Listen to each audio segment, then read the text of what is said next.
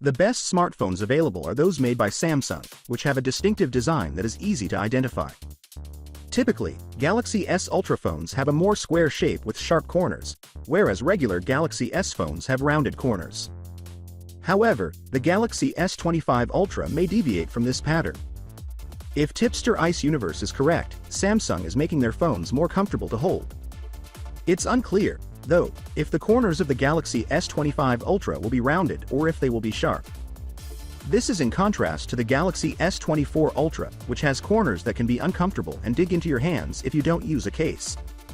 In any case, it seems that Samsung is working to resolve the problems with the Galaxy S24 and S25 Ultra devices. We should find out more about the next phone's design before the end of this year, and it will likely be unveiled early in the following year. Samsung may employ MediaTek Dimensity processors on the Galaxy S25 phones, which are scheduled to ship in January of next year, according to a startling report from Korea. This implies that certain Galaxy S25 phones may also include MediaTek Dimens processors, maybe with the Dimensity 9400, in addition to the Snapdragon 8 Gen 4 and Samsung's own Exynos 2500 processor.